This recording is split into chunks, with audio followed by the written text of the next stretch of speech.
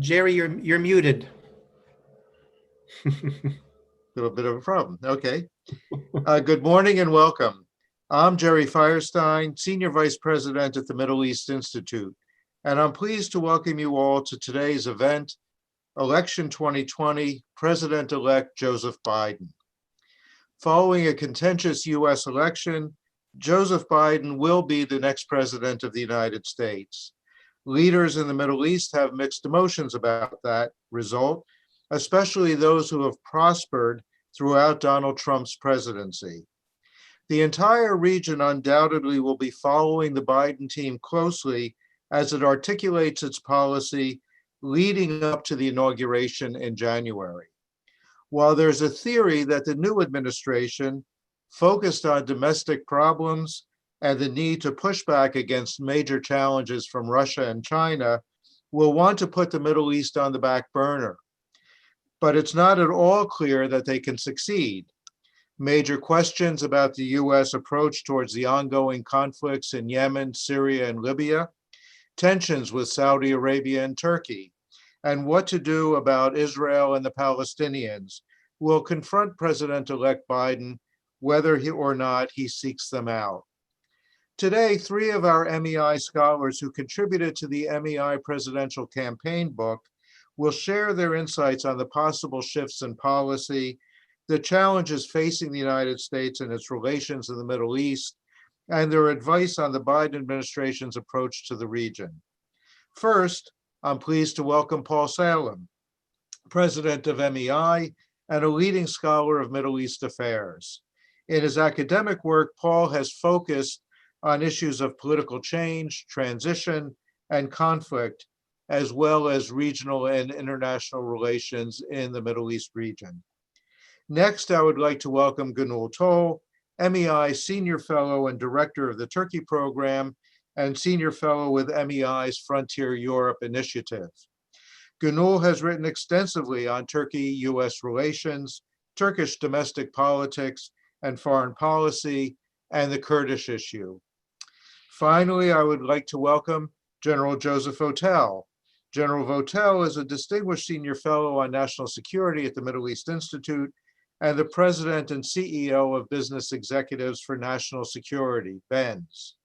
General Votel retired from the US Army in 2019 after an illustrious 40-year career, during which he held a variety of leadership positions, including commanding general of the Special Operations Command from 2014 to 2016, and of the Central Command from 2016 to 2019.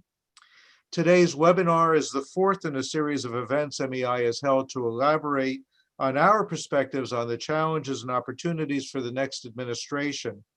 For those interested in taking a deeper dive into MEI analyses, the full series of briefing papers is posted online. You can find the link to the book on the MEI webpage and in the chat box if you're joining us on Zoom. I look forward to taking audience questions throughout Zoom's Q&A feature, which you can also find on your screens. For those calling in by phone or watching our panel on the live stream, you can ask a question by emailing events@mei.edu. If you are having any technical issues, you may also use the email events@mei.edu. Feel free to ask a question at any time throughout the panel. I'll be looking at all of your questions and will factor as many as possible into the discussions. With that, we'll begin.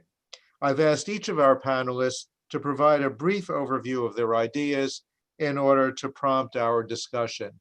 And let me begin with you, Paul, if you could provide a little bit of an overview as you see the region over the next 4 years. Thank you, Jerry, and it's good to be with Gönül and Joe, and welcome the audience to this discussion. Let me first say a few things sort of about leading up to the inauguration that should happen on January 20. One, that the electoral event itself in the US resonates in the Middle East. America has been the leading democracy in the world for 2 centuries.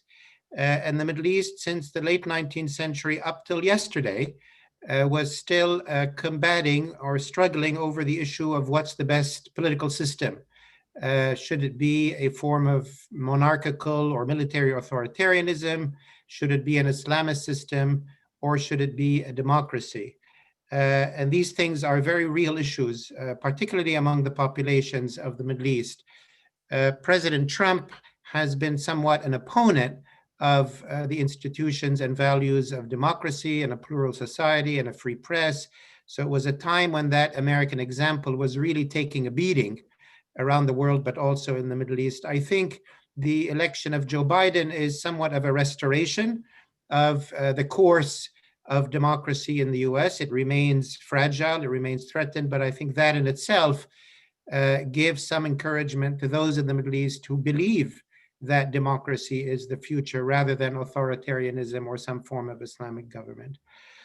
Secondly, for the audience, I think it's important to note that obviously that President Trump still has 8-9 weeks left in his administration and might do dramatic things in the Middle East. This could relate to Iran, whether it's more sanctions or some form of escalation, could be maybe sudden troop withdrawals from countries like Afghanistan or Iraq and Syria, or something else that we haven't foreseen. And hence Joe Biden might be met with more surprises a few weeks from now.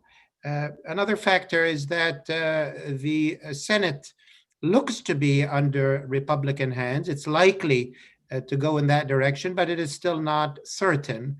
And if the Republicans maintain control of the Senate, that means a President Biden will have to find common ground with Senate leadership, certainly on some domestic issues, but probably on some foreign policy issues as well. Hence, that will affect his foreign policy.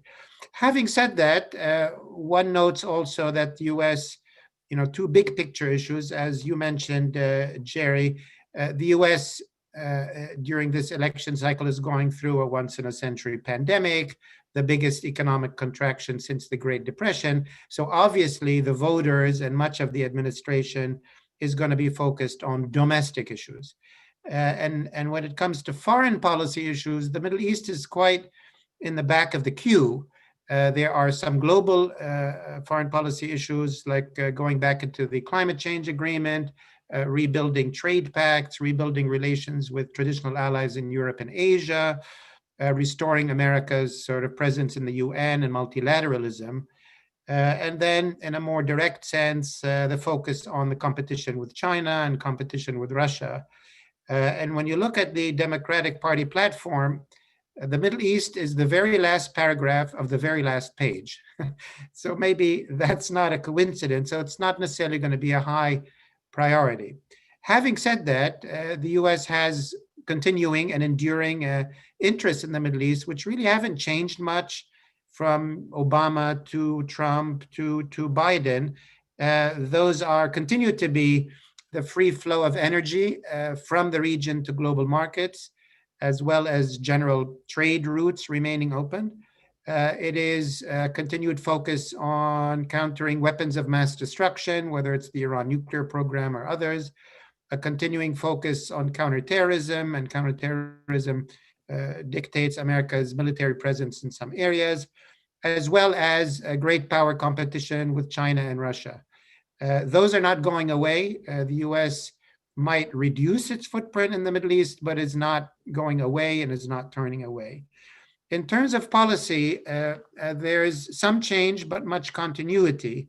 I think the area where we might see most change is between Trump and Biden is on Iran policy. That obviously President Biden would want to go back or go forward into the nuclear deal with Iran, would want to renegotiate some aspects of it, but certainly wants to get back into the general perspective of that nuclear agreement and to try to have a negotiating track with Iran. We can talk about that later. On Israel-Palestine, he welcomed the peace agreements between Israel and 3 Arab countries and would certainly want to encourage more, but he will resume talks with the Palestinians and US relations and support there, and encourage the Palestinians and Israelis, or press the Palestinians and Israelis to resume bilateral negotiations. On counterterrorism and general will talk much more about it, but there's no sort of magic bullet. There's no secret sauce. There's not going to be any dramatic changes there unless Trump implements them.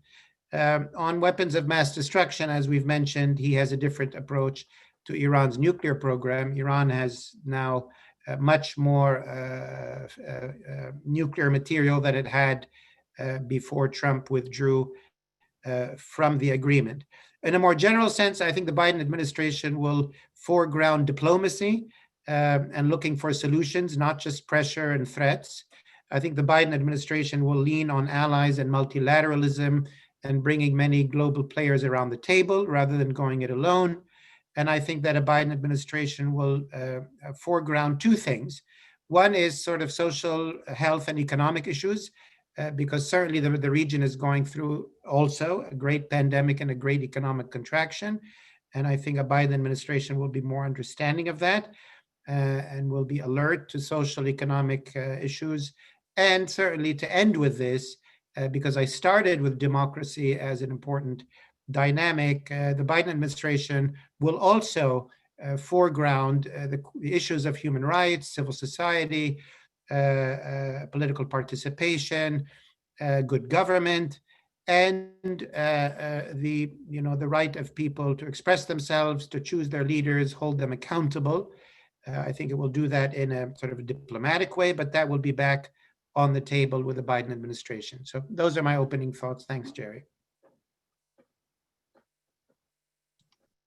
Thank you, Paul. And let's turn next to General Votel for his thoughts about one aspect that you touched on, Paul, and that was the security and military environment. That would include CT, that would certainly include our approach to Iran.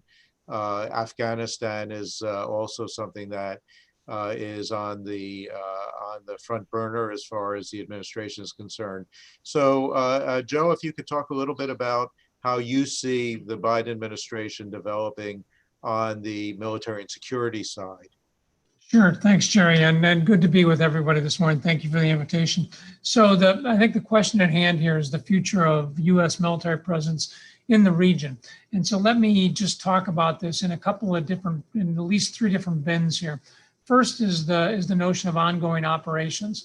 And really what I'm talking about here is Afghanistan and then Iraq and Syria as a separate set. But in Afghanistan, as everyone knows, we're at a point here where there are ongoing reconciliation talks. They are not progressing as fast, certainly as fast as anybody would want them to do, but they are in process. And this has been the object of President Trump's strategy for the last 3 years: get to a reconciliation between the government and the Taliban. So what we've now seen, at least in some open media here, has been some discussion of whether there may be an immediate withdrawal. Right now, somewhere in the range of 5,000 U.S. troops on the ground. Further reductions of this, of course, dependent upon progress in the talks, but certainly some indication from the current administration that by next spring it would be again lower in terms of this. Also have a consideration here again is our status of our NATO-led coalition.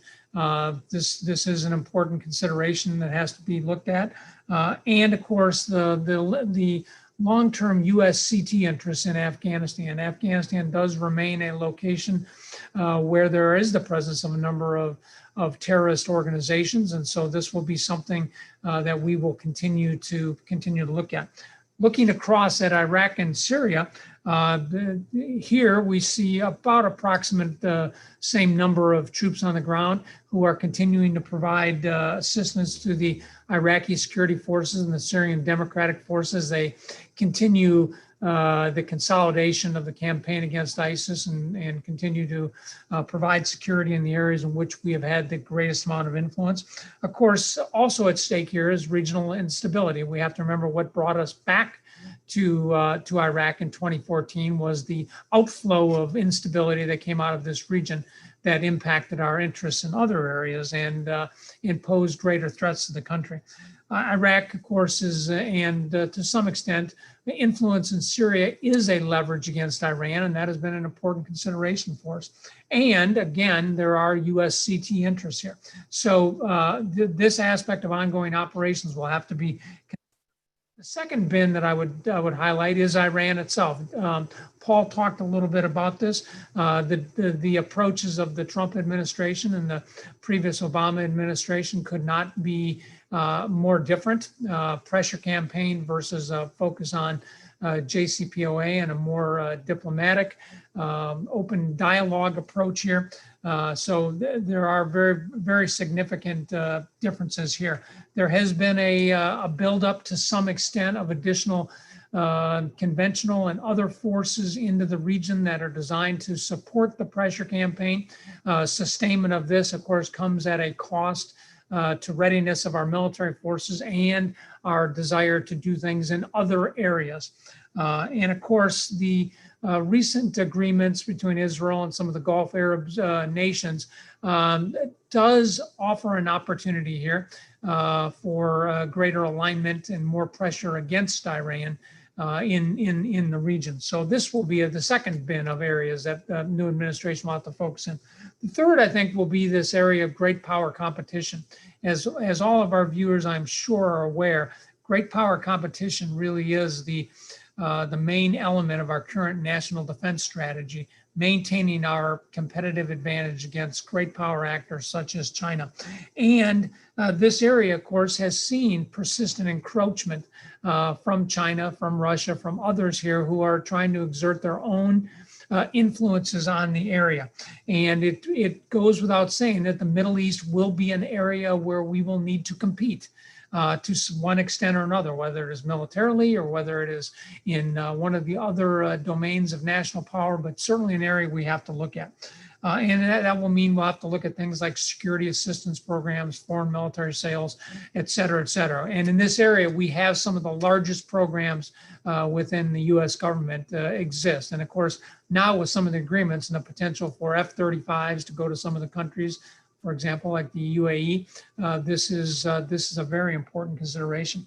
So for the new administration stepping into this, first and foremost, they obviously have to hope and for a reasonable and inclusive transition.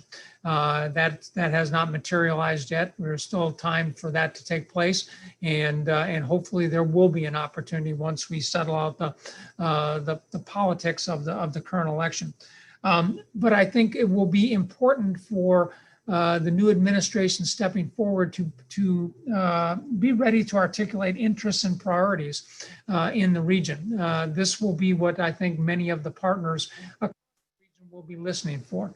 Of course, first and foremost in that will be the nuclear proliferation interest here. As Paul highlighted, Iran is in a different place today than they were a couple of years ago, and so this will have to be addressed, and we'll have to look at that. Second of all, we'll be protecting the homeland. Our enduring concern of terrorist organizations in this area, we'll have to do that. Preserving our influence in the region. Again, this will be part of the competition as we confront other actors. Preventing instability from flowing out of the region, and of course, preserving access to resources, if not so much for us, but definitely for some of our partners. These will all be interests that the new administration, long enduring interests that the new administration will need to address.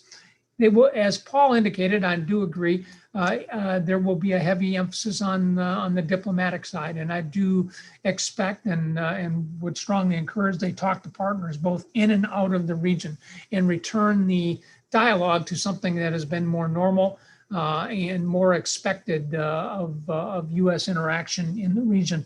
This will be very important in reassuring our partners both in and out of the region of our strategic reliability.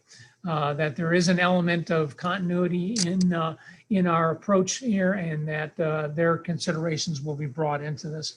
I also think it's important that the new administration not immediately dismiss some of what has happened over the last several years. There are elements to build upon from a security standpoint. Certainly the fact that the Taliban and the government of Afghanistan are talking to some extent is something that ought to be built upon, and it's a fact of the region. The death of Qasem Soleimani came largely as a result of his own malfeasance over a long period of time. This sent a strong message to the region and may offer an opportunity for the new administration to leverage that as they look to the new approach, a different or new approach towards Iran. The open normalization of Israeli Gulf Arab relationships, I think, does provide an opportunity to build on with this. This is, regardless of how you particularly view this, does have a stabilizing effect on a region that struggles with stability, and so it should, from a security standpoint, should be something we build on. And finally, we have had success in our CT campaigns, both against Al Qaeda and against ISIS. Here most recently, neither of these groups are completely gone, and they can come back. But the approaches that we have taken and the work that has been done has kept them well suppressed and kept them off of our shores, and largely off of that of our allies. And so we need to look at building on the successes that we've had in the past. So Jerry, I'll stop there. Thank you so much, Joe. And let's now turn to Gönül Tuğ to talk a little bit about how Turkey fits into this larger picture that I think Paul and Joe have limed out. And Turkey is clearly going to be an important player on many of these issues, including energy, the whole issue of the broader relationships in the region, civil conflict in a number of states in the region, as well as the challenges of the U.S.-Turkey relationship itself. So, Gönül, please. Oh, thank you, Jerry. Good to be with you this morning. I'll start with the last part, Turkey-U.S. relations. Well, there has been a lot of anxiety in Ankara about the outcome of U.S. elections. President Erdogan was not among the first world leaders who congratulated President-elect Biden. And the sense of worry in Ankara is, I think, understandable. If you look at the Trump administration, while Trump could not fix all of Erdogan's problems, Erdogan could still pick up the phone and reach the US president directly to ask for favors. And President Trump went the extra mile to shield Erdogan from congressional sanctions over Turkey's purchase of the Russian S-400 missile defense system, and derailed the indictment of state-owned lender Halkbank, which is being accused of helping Iran evade American sanctions by American prosecutors. So those days are gone. I don't think that Biden will be all about taking punitive measures against Erdogan, or will be adopting an all sticks, no carrot approach. But I do think we will see a stronger pushback from a Biden White House against Turkey, where it runs counter to US interests. I think, as this has been highlighted by both General Votel and Paul, I think Biden's approach to foreign policy in general and to Turkey in particular will be a mix of principle and pragmatism. Let's remember that Biden was part of the realist wing of the Obama administration on Middle East. Although it's true that many of Biden's advisors served in government during the Obama administration, and they were left with a sour taste for Turkey from Erdogan's behavior, from dragging his feet in the fight against ISIS to attacking Kurds both in Turkey and in Syria. But there will certainly be those in the Biden team who will think being too harsh on Turkey or completely disregarding its interest in the region would push Erdogan closer to Putin and benefit Russia. So this is, I think, what I think a Biden policy vis-a-vis Turkey will look like. No more blank checks for Erdogan's clamping down on the Kurds and on opposition and the media. We can expect the Biden administration to be a lot more vocal about violations of rule of law and human rights in Turkey. And I think Biden will take a tougher approach to the S-400 issue as well.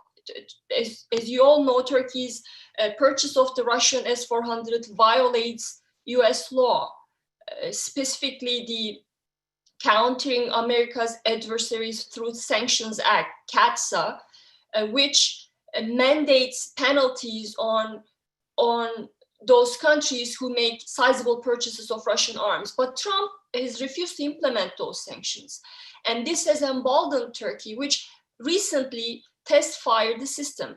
I think Biden will impose those sanctions, but remember, he has a broad range of options from symbolic to severe financial measures. I don't think Biden will want to destroy Turkish economy. He's likely to pick less severe options, but even those, by the way, will have significant psychological effects on the markets and on investors in Turkey. And looking at some of the policies Biden might pursue in the region vis-a-vis Russia, the transatlantic alliance, I see both challenges and opportunities for Turkey-US relations.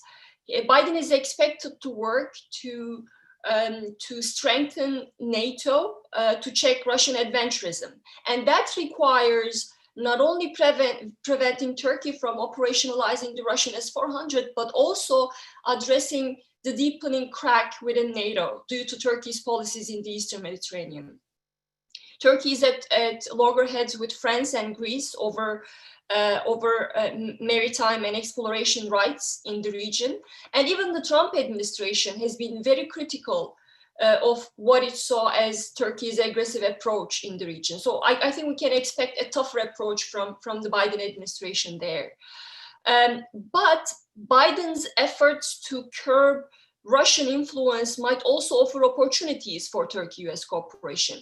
Biden will probably ramp up support for countries such as Ukraine and Georgia to push back at Russia, to help them improve their ability to withstand Russian pressure. And that's an area where Turkey and the US can cooperate.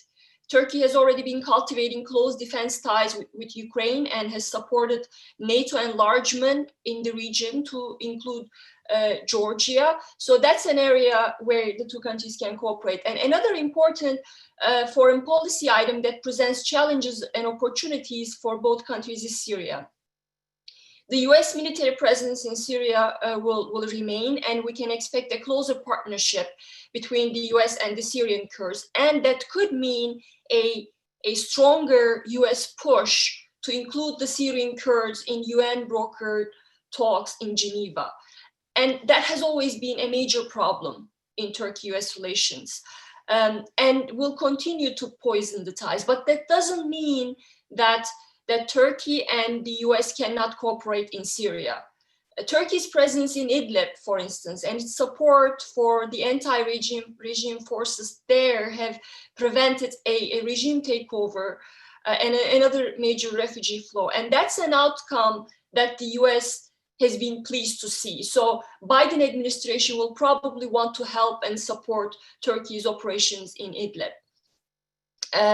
Turkey has also military presence in Libya to support the Tripoli government against Eastern forces led by Khalifa Haftar. And the US has largely remained on the sidelines there. And I doubt Biden will want to pursue a more muscular approach. And also there's a diplomatic process underway. The parties recently reached a ceasefire agreement, and Biden administration will support those multilateral efforts. And if Turkey spoils those efforts, I think Libya could be another theater where Turkey and US interests clash. And I know I'm running out of time, so let me wrap up with this. The days when the two countries considered each other as strategic allies are long gone. A partnership based on shared values is not possible, and that's something that Biden administration says it will seek to do. That partnership, a partnership based on shared values, is not possible as long as Erdogan is in power. But the two countries can still cooperate, but it will be on a case-by-case basis, and I think this will be the approach of the Biden administration vis-a-vis Turkey, and I'll end it there. Thank you so much, Gönül. Let me come back to a question. Actually, there's one country that touches. Actually, there are several countries, but one country in particular that touches on all of the issues that the three of you have talked about, and that's Saudi Arabia. And so one of the big questions, and of course we know that the Saudis did not really do much to hide their disappointment over the outcome of the election. Saudi leadership was one of the last to congratulate the Biden team on their victory. There are a number of issues that are coming up on the agenda that are going to touch U.S.-Saudi relations. There is a question about human rights and civil liberties inside of Saudi Arabia, domestic affairs, the murder of Jamal Khashoggi. There is the conflict in Yemen. But at the same time, there are also enduring interests. Paul, you touched on energy as being still at the heart of U.S. regional policies. Definitely going to be the case for at least the next 4 to 8 years. There is also the question of great power competition. And, there are a lot of discussion about, will the Biden administration decide to cut off arms sales to Saudi Arabia, for example, or at least limit them as the Obama administration did in 2016? Will they go back? Will they stop selling precision-guided munitions in particular? But would that open the door to greater Russian and Chinese engagement? Would the Saudis, in frustration, turn to Russian arms sales or Chinese arms sales as an alternative to the U.S.? And what does that mean for larger U.S. objectives? So there's a lot that's going on in Saudi Arabia that's pulling the Biden administration or the Biden team in different directions. How would you try to balance those issues? Where is the sweet spot, if you will, in terms of our relationship with Saudi Arabia going forward? Thanks, Jerry. I don't know that one could couch it in terms of a sweet spot, but rather an unsteady balance between kind of interests and differences that ends up in a certain place. And what do I mean by that? I mean certain leaders that have been certainly dismayed by the outcome of the election. I think some number of us mentioned, and you, I think, Jerry, in your introduction said a number of the leaders have been dismayed. Gönül just talked about President Erdogan and his personal relationship. That certainly applies to the leadership in Saudi Arabia, both King Salman and the Crown Prince Mohammed bin Salman.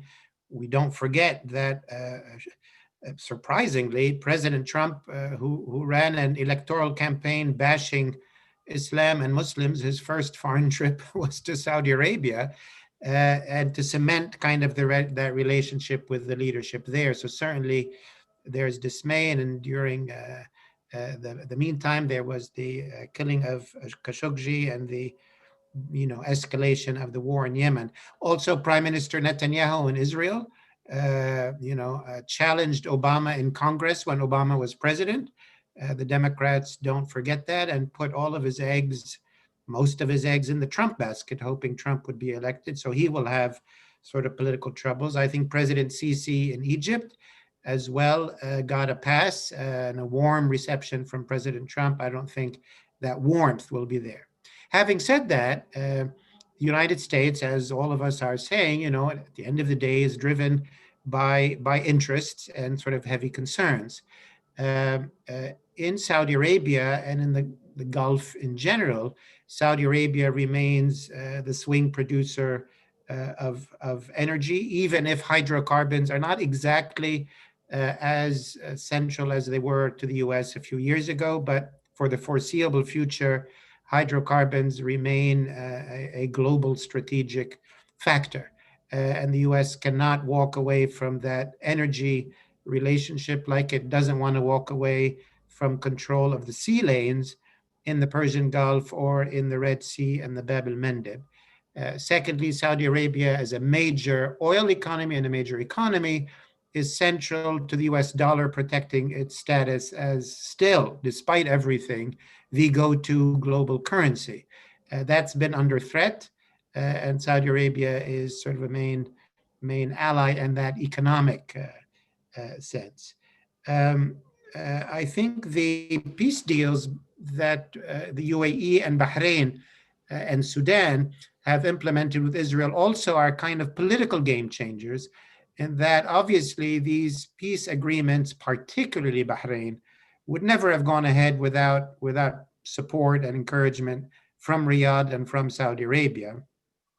So I think for an incoming, any US administration, to have the heavyweight Gulf countries effectively normalizing relations with Israel is a new reality for them, and hence something that they value and they would want to build on.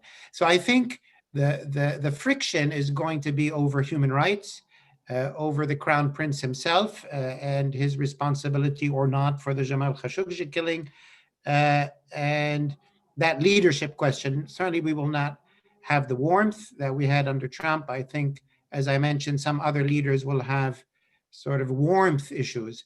But again, I don't expect the US to walk away from Egypt or to walk away from Israel or any of those big players.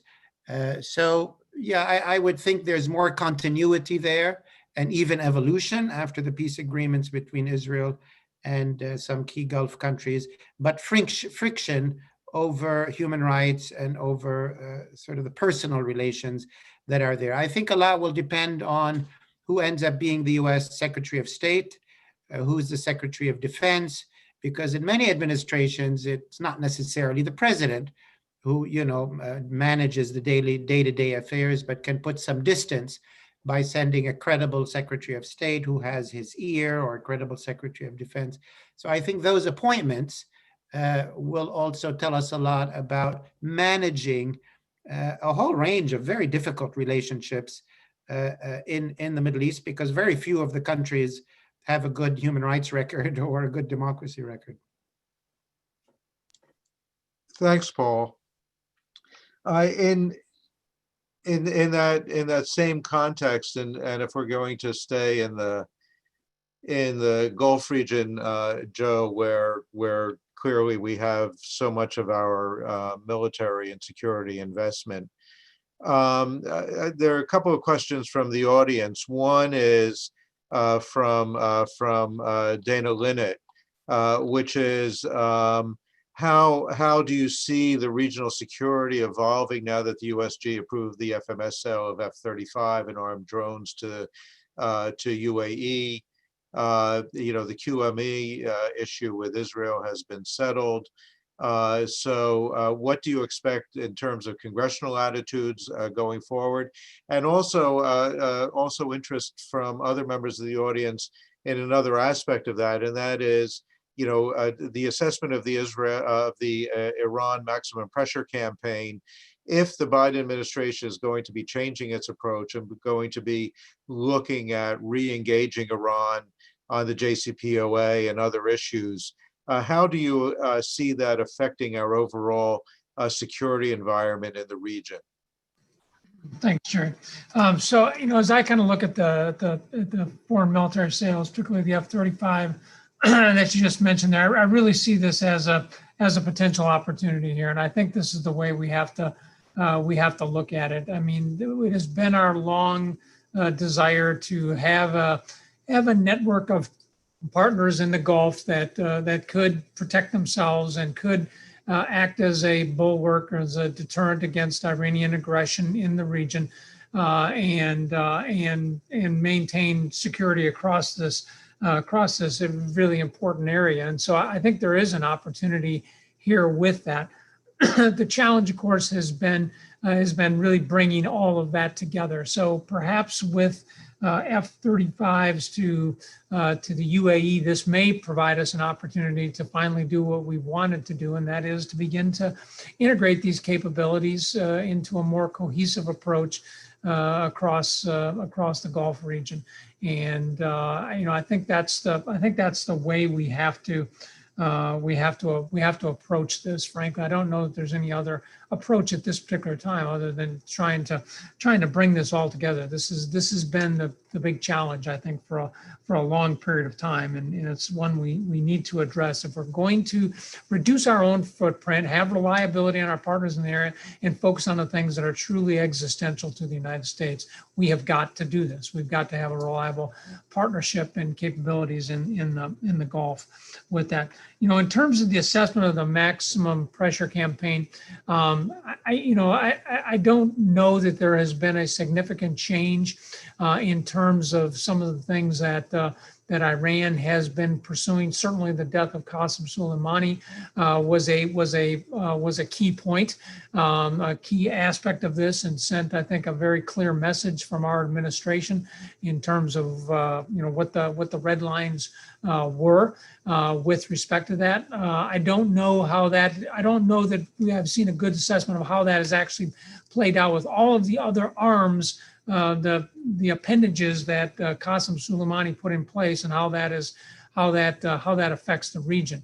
So I do think there's certainly more assessment that needs to be done here, and I do think that perhaps one of the things that an incoming administration would do, and I would certainly expect it from a Biden administration, would be a very careful and deliberate look at what the region looks like and what is the common threat assessment here. Where are we in terms of their nuclear capabilities? Where are we in terms of their exporting of terrorism and influence across the region? And where are we in terms of what the maximum pressure campaign has done? So I think there has to be a very fulsome assessment of that as we make decisions. I don't think it's a turn one off, turn the other one on approach. I think we have to look at exactly where the situation is. Thanks, Joe. Ghanul, one of the key aspects of the current situation in the region is the tension between Turkey and the key Gulf states, Saudi Arabia, UAE, particularly, and Egypt. Disagreements over political Islam, the Muslim Brotherhood, but also, of course, spilling over. You mentioned Libya. That's a clear area where there is obviously tension between the Gulf and Egypt against Libya, against Turkey in their Libya approach. This is obviously a complication for the U.S. to achieve its objectives. If, as the administration, the Biden team has talked about, if they want to get more deeply involved in diplomacy to end the Syria conflict, they need a good relationship with the Turks, and yet there is also an interest in drawing Saudi Arabia and the UAE back into the Syria issue as a way of hopefully getting a diplomatic outcome. If we want to resolve the Libya conflict, we need some kind of a modus vivendi between the Egyptians and the Turks, who clearly have different objectives. In your perspective, how deeply involved should the new Biden administration be in trying to help smooth over issues between Turkey and its adversaries in the Arab world? Is it even possible? And is it something that we should consider to be a priority? I think that's definitely, it's going to be very difficult, Jerry, because you have to separate these things. Turkey's view vis-a-vis the UAE and Egypt is slightly different than how it views its relationship with the Saudis. So if you look at Turkey-Saudi relationship, the Saudis are the ones who are the more uncomfortable partner in the relationship. As you mentioned, they're worried about Turkey's support for the Muslim Brotherhood. They were infuriated when Turkey led the international efforts to investigate the Khashoggi's murder. And in general, I think Turkey is seen as an imperial power, as an increasingly assertive military force that undercuts the interests of these countries. And Saudi and Turkey, they are also competing for power, and they're on the opposite side of some of the conflicts in the region. But despite those problems and disagreements, Erdogan still sought wanted to preserve Turkey's relationship with the king, with the Saudis. So I think his motivation during the Khashoggi campaign was to try to sideline the crown prince. And he was hoping to keep his close relationship with the king, and that hasn't really happened. So if you look at Turkey-Saudi relationship, again, it's mostly the Saudis are more uncomfortable there. But if you look at Turkey's relationship with the UAE and Egypt, there's a fundamental existential problem there from the point of view of Erdogan.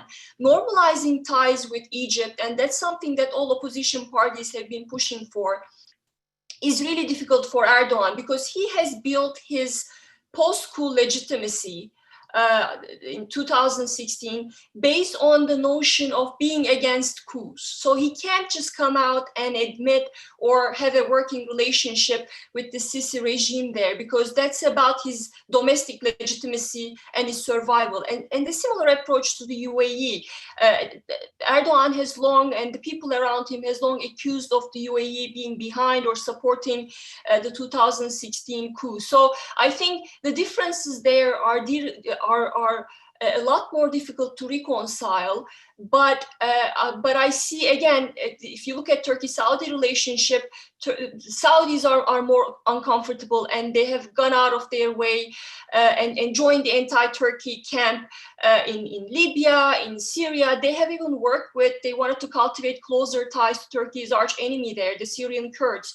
In the Eastern Mediterranean, Saudis and the UAE, they have supported the Greek position. In Libya, they are working with Khalifa Haftar. And so those problems are, from the Saudi point of view, I think also it's existential, and it's going to be very difficult for the Biden administration to really iron out those differences. Paul, I would be remiss if I didn't ask you about Lebanon.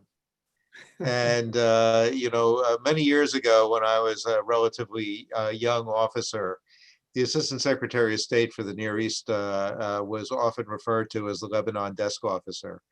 Lebanon has not occupied quite the same status in subsequent administrations. As I got older, Lebanon slipped down the screen a little bit.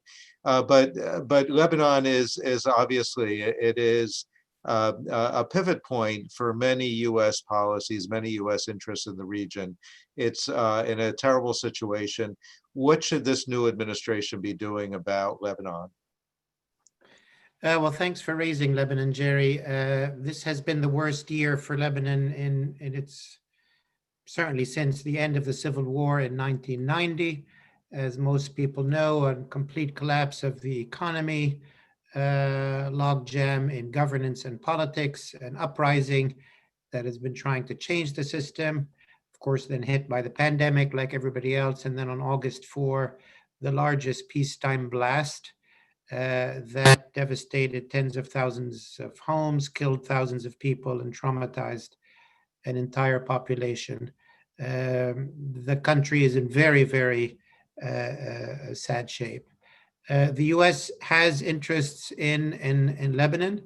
The U.S. has an interest in Lebanon not completely collapsing and falling apart. If it were to completely collapse and fall apart as a state, that would mean a return of some of the terrorist groups that were pushed out of Lebanon by cooperation between the Lebanese army and the U.S. military, small Al-Qaeda and ISIS enclaves. It would mean certainly Hezbollah getting much stronger in the country even than it is now. It would mean a flow of refugees, both Lebanese and Syrians, to Cyprus and then to Europe. So a whole bunch of problems. The U.S. has an interest in shoring up and trying to stabilize Lebanon, which is not easy to do, particularly because the Lebanese ruling class is not helping itself. The Trump administration, and I think this will be continued under a Biden administration, has been quite positive and supportive of Lebanon, a lot of support for the Lebanese army, and this will continue. A lot of support for hosting over 1.5 million Syrian refugees. That is likely to continue. And a lot of promise of serious economic support, both bilaterally and through the IMF and the World Bank, if the Lebanese government undertakes long-needed reforms that everybody agrees need to happen. So I think the policies are there, but Lebanon is still falling apart because of a political class that is hopelessly corrupt, and Hezbollah, which has its own agenda, which is not always the welfare and the economy of the people. A new dynamic that has emerged is the maritime talks, which the U.S. is mediating between the Lebanese government and the Israeli government. Now, in effect, what does that mean? That means that America is mediating talks between Hezbollah, which is the real power behind the government in Lebanon, and Israel, which is a very interesting dynamic. And that is an indication that Hezbollah feels under pressure because of the collapse of the country around it, and perhaps because of the maximum pressure campaign, and wanting to perhaps buy time until the end of the Trump administration. But I think an incoming Biden administration would certainly pick up on those maritime talks. Both Lebanon and Israel have an interest in them being resolved. Lebanon needs to move forward quickly on offshore gas exploration and extraction. But more importantly, I think the US and the international community should keep the pressure on the Lebanese oligarchy, as it were, to undertake the reforms that have long been needed so that the world can help Lebanon. Lebanon, as you indicated, is a kind of a microcosm of the world around it. You have the Sunni Shia split, you have the Turkish presence, you have, obviously a big Iranian Hezbollah presence, you have American Israel with interest there, you have the Assad regime. So it's in a very difficult neighborhood. And maybe one comment I will end on, linking a bit to Lebanon, which is kind of a small example of a semi-failed state, to what Gonil was talking about, that when you look at the Middle East in general, the Middle East is in a state of civil war, in the sense that the Middle East is at war with itself. And the main players are all engaged in wars against each other. Turkey, Iran, UAE, Saudi Arabia, Israel, and Egypt, to name a few, are all engaged in proxy wars against each other in various parts of the region. And when, historically Europe was in a European civil war between 1914 and 1945, until leaders decided that this is a lose-lose situation. And until the leaders of the region, and hopefully with encouragement from the United States, will really undertake, open up serious talks with each other to de-escalate conflict in the region, to work towards normalizing relations with each other. It's quite something that Arab countries and Israel normalized, something never imaginable perhaps a few years ago. Why would it be so hard for Sunni and Shiite states to normalize, or for Turkey and Egypt and others to normalize? To my mind, this is childishness. This is not leadership, particularly at a time, as we're heading into the third decade of the 21st century. We're going through a once-in-a-century pandemic. The economies are contracting by 5% in the region. Poverty is skyrocketing. Unemployment is skyrocketing. And many of the leaders are still engaged in petty lose-lose games that, even in the 19th century would have been not a great idea. Let me stop there, Mr. Firestein. Well, that's an interesting place to stop.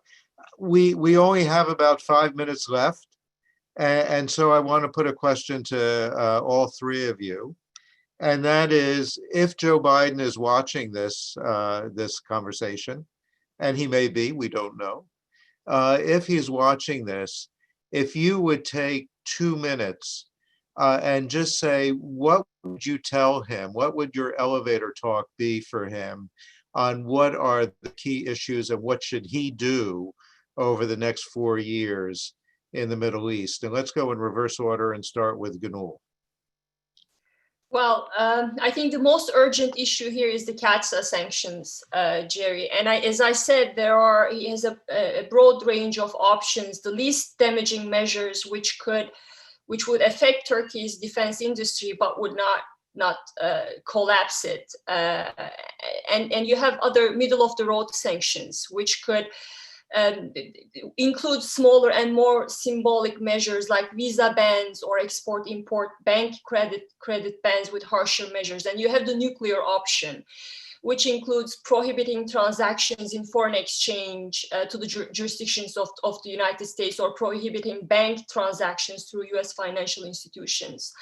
So I think, and I think that's what he will do, but I would really urge the new administration not to take the nuclear option, because, and I'm sure there will be people who will be making the same case in his team, that would really, that would further push Erdogan closer to Putin. So maybe a middle of the road option would be his best bet to change Erdogan's behavior.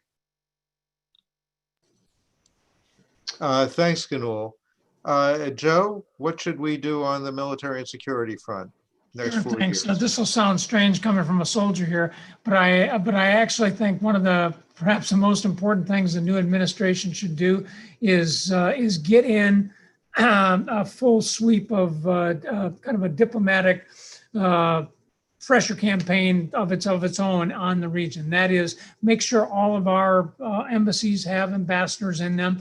Make sure all the back offices that support them back at the Department of State are fully manned, and have the experts in them to really support them. I think this sends a very, very strong message. And I don't say that as a criticism of the current ambassadors that are in there. They're excellent. They're all excellent. But we still have a number of locations where we have chargés or people in acting positions. And the most important symbol that I think we send to each of the countries of the region is our commitment of diplomatic relationships. And if we are concerned about long-term continuity, I think this is an extraordinarily important aspect. And they will create the backbone upon which our strategy and decisions and other things will be made in the future. And that there should be very careful consideration of that early on. Second of all, I think the new administration should try to be as deliberative and as inclusive in their discussions about the directions that they are going in the region as they can be.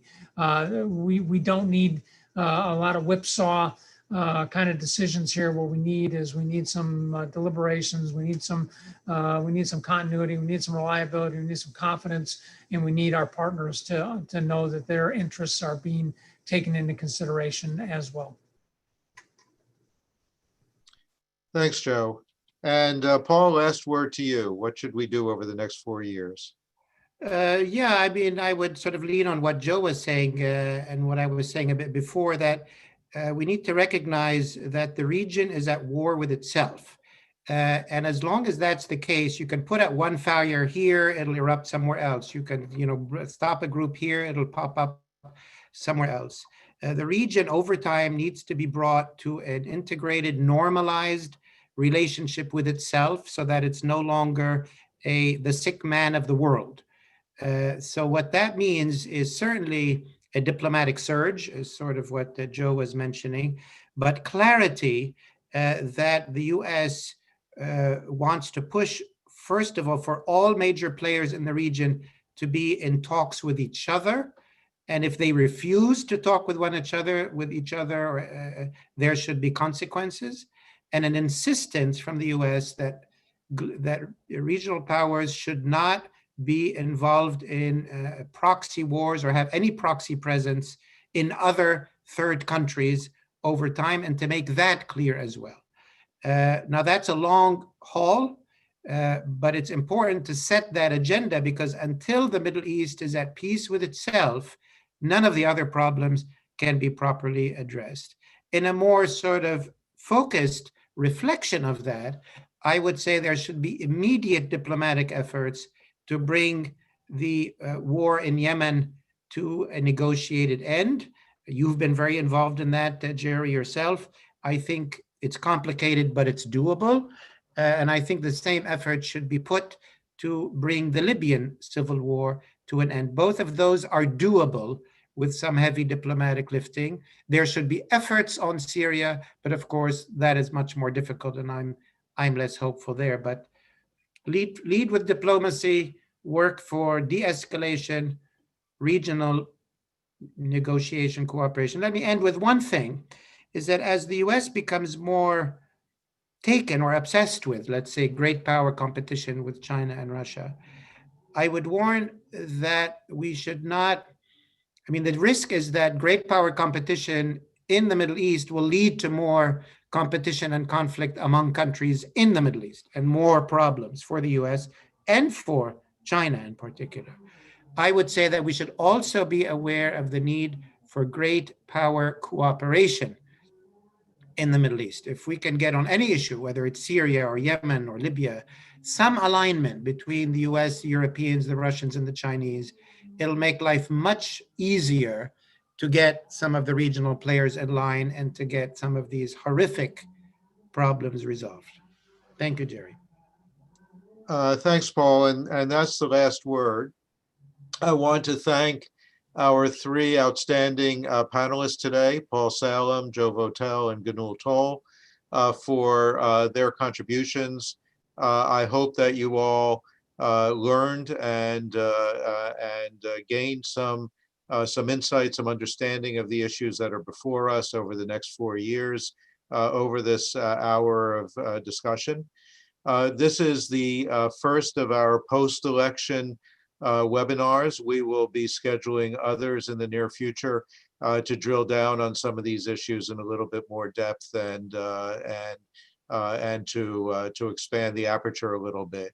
But I want to thank our panelists today. I want to thank all of you for tuning in with us today and being a part of this conversation going forward. Until next time, thank you.